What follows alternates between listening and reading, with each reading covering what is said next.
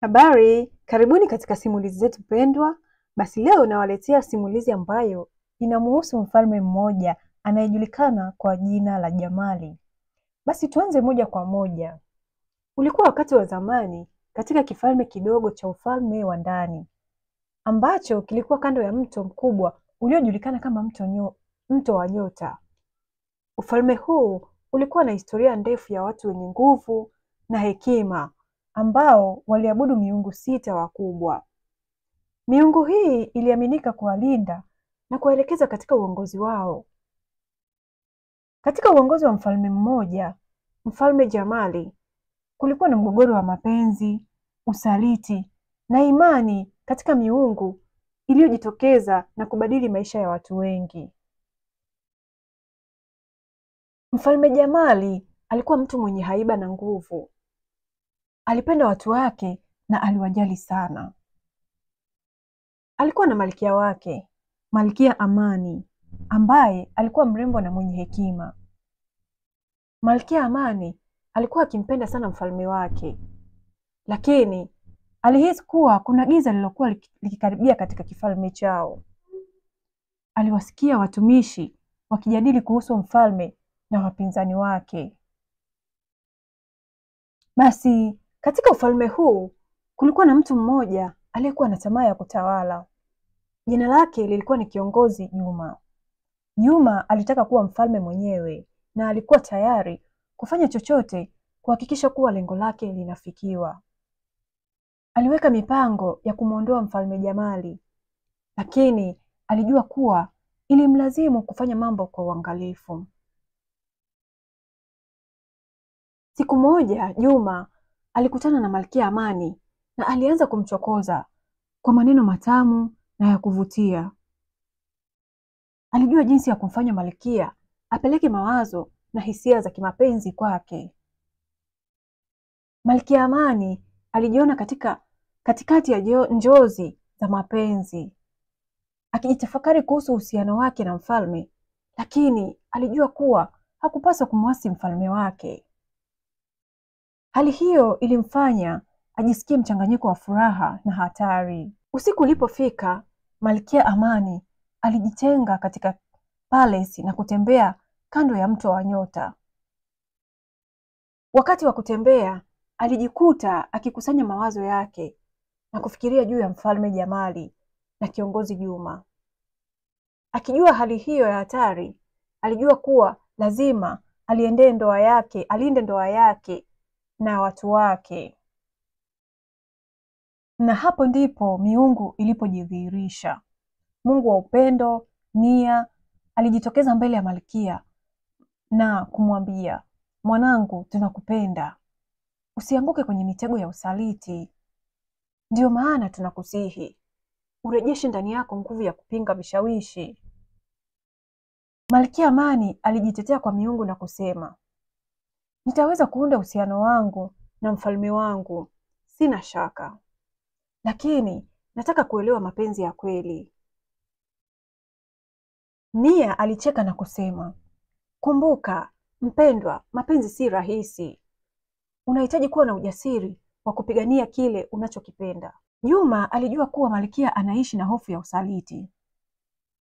Aliendelea kumfanyia mambo ya kuvutia, akimwandalia sherehe za siri, akiongeza furaha ya kusisimua mapenzi yake. Lakini Amani alijua kuwa ni lazima alinde uroho wake na uhusiano wake na mfalme. Kila siku Malkia Amani alijikuta akichanganya mawazo ya kiroho na yasiyo ya kiroho. Wakati mfalme Jamali alipokwenda kwenye mikutano ya viongozi wa hatua na maendeleo, Juma alipata nafasi ya kujaribu kutimiza azma yake. Aliandaa sherehe kubwa na akamwalika kila mtu, akichora picha ya kueneza uvumi wa mapenzi yake na Malkia Amani. Katika sherehe hiyo, kila kitu kilikuwa kizuri, lakini ndani ya mioyo ya watu hali ilichanganya. Mfalme Jamali alisimama kwenye jukwaa akisoma mashairi ya upendo, akikumbuka Malkia Amani na nguvu yao. Alihisi anayeangalia kwa wivu kutoka mbali, lakini alijua ni lazima asimame na kuonyesha kuwa upendo wa kweli hauwezi kuvunjika na tamaa za wengine. Juma alipoona jinsi Mfalme Jamali alivyokuwa akivutia umati, alijua kuwa alikuwa katika hatari. Alijipanga kuanzisha mpango wa usaliti ambao ungeweza kumkuza kuwa kiongozi wa kifalme. Wakati wa sherehe alikumbana na watu wa ufalme wa ndani walioaminika kwa Mfalme Jamali. Akaanza kupunguza heshima yao. Aliwatumia dhidi ya mfalme, akijua kuwa ilikuwa rahisi kuleta migawanyiko. Wakati wa usiku, Malkia Amani alikata shauri ya kujua ukweli kuhusu Juma.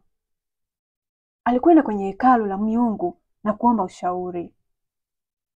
Hapo ndipo alichukuliwa na Mungu wa hekima tatu, ambaye alimhakikishia kuwa kila kitu kitakuwa sawa. Alimwambia, Amani, hifadhi ya mioyo ya watu inahitaji kuongozwa kwa hekima. Usijaribu kumwasi mfalme wako. Hata hivyo, Amani alikuwa na wasiwasi kuhusu usaliti wa Juma, na alijua kuwa mtu si rahisi kama alivyokuwa awali. Katika mapenzi, alihitaji ujasiri wa mara mbili ili kupigania mfalme wake na kuamini katika miungu yake. Kwa hivyo, alishauriana na ndugu zake wa karibu na alijifunza kuwa huenda mfalme alikuwa na mpango wa kupambana na hali hii. Katika vikao vya usiku wa manane, Jamali alijadili na washauri wake jinsi ya kukabiliana na Juma. Juma alijua kuwa ana tathmini ya nguvu ya mfalme, lakini alijua kuwa Malkia Amani alikuwa kiboko cha mchezo huu. Ilikuwa ni lazima aingilie kati ili kumshinda Jamali. Alijitahidi kuleta wasiwasi kwa Malkia Amani kwa kuhamasisha hofu ya kumuondoa mfalme Jamali. Siku zikaenda na mapenzi na chuki zikaongezeka mioyoni mwa watu. Hatimaye Malkia Amani alikataa kuhifadhi hofu yake. Alizungumza na mfalme Jamali kwa uwazi juu ya hali inayokabili kifalme chao. Mfalme alihisi huzuni kwa kusikia haya, lakini alijua alipaswa kuwasiliana moja kwa moja na Juma. Kwenye kikao, mfalme Jamali alimkabili Juma na kwa hasira aliuliza kwa nini alikuwa akihujumu kifalme. Juma akijibu, alionyesha kuwa anaunga mkono mfalme, lakini ndani yake alikuwa na ahadi ya kupambana na usaliti. Usijaribu kuichafua picha yangu, alisema mfalme Jamali kwa sauti ya hasira. Ninajua unataka kuichukua nafsi yangu, lakini siwezi kuruhusu hili lifanyike. Juma alijua kuwa alikosea na alikumbushwa kuwa hakuwa peke yake katika mchezo huu.